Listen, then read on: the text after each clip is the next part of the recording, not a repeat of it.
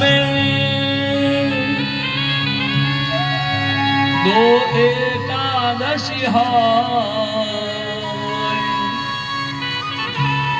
मेरे घर गोपाल जो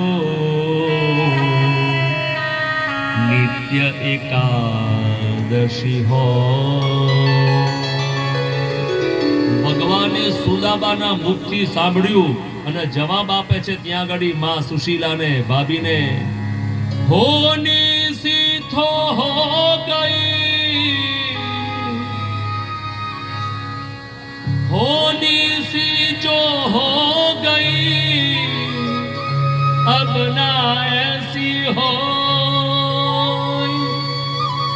भाभी तेरे घर में नित्य द्वादशी हो, नित्य द्वादशी हो। अभी ભલે તે એકાદશી બહુ કરી જા, હવે હું તને કહું છું કે તારે કે નિત્ય પારણા થશે। આ બાજુ મારા જેવું જ બન્યું। પછી એક બાજુ ત્યાં આગળ જે બધું હતું બધું એની જગ્યાએ મહેલોના મહેલો ઉભા કરી દીધા। પછી હવે સુદામો કહે છે કે ભાઈ હવે મને જવા દે, ત્યાં આગળ મારા દીકરા બધા લોકો રાહ જોતા હશે। તો કે કઈ વાંધો નહીં, પણ એક કામ કર, આ પીતાંબર ને બધું જે બધું મારું લાય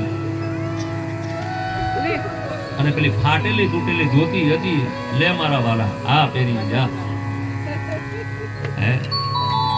ફાટેલી સાહેબ ધોતી પહેરાવી અને સુદામો આવ્યો છે પોતાની પોરબંદર ની અંદર। જોયું તો બધું બદલાઈ ગયેલું સાહેબ। સુદામો વિચાર કરે કે મારી આ ઝૂંપડી ક્યાં ગઈ, આ નગરપાલિકા વાળાએ બધું સાફ સુફી કરી દીધું શું? બોલો જય શ્રી કૃષ્ણ। મહેલો સાહેબ ત્યાં આગળ ઉભા થયા। ઝૂંપડીની જગ્યાએ જોવે ખરા પણ કાંઈ બોલે નહીં। સૈનિકો સુશીલાને આવીને કહે કે માતાજી પ્રણામ, આપણા ઘરની આગળ કોઈ ભિક્ષુક ઉભા છે અને ઘરની સામું જોવે છે। અને સુશીલાને ખબર પડી કે મારા સ્વામીનાથ આવ્યા છે।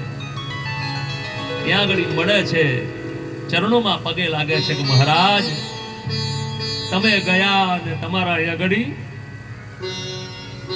મિત્ર જુઓ તો ખરા કેટલું બધું આ બધું કરી દીધું એને। કોણે? આ દ્વારિકાના નાથે। શું વાત કરે? તો કે હા। સુદામાના આંખની અંદર દર આંસુ પડ્યા કે મારી આગળ મારો મિત્ર લોભી રહ્યો, પેલું પિતાંબરે ઉતારી લીધું મારું, વસ્ત્રોય મારા લઈ લીધા। મને એવું લાગ્યું કે મારો મિત્ર હજુ લોભી જ છે, પણ વાહ મારા દ્વારિકાના નાથ। સુશીલા એમ કે તમે સુંદર વસ્ત્રો ધારણ કરો।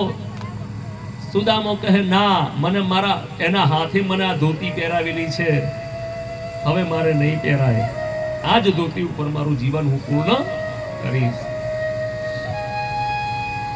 પછી મહારાજ સુદામાએ આટલી સંપત્તિ આટલું વૈભવ હોવા છતાં પણ ભગવાનને ભૂલ્યો નથી।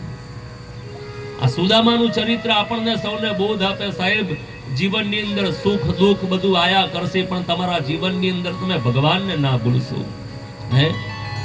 જે દિવસે તમારા ઘરની અંદર ભગવાન નહીં હોય, તમે એને ભૂલી ગયા તો સમજી લેજો આપણે બધું હોવા છતાં આપણે સાહેબ બરબાદ થઈ જઈશું। અને કાંઈ નહીં હોય, રોટલો પણ ખાવાનો નહીં હોય અને જોડે દ્વારિકા વાળો હશે, કનૈયો હશે, ભગવાન હશે, તો સાહેબ તમને સુખ આપશે।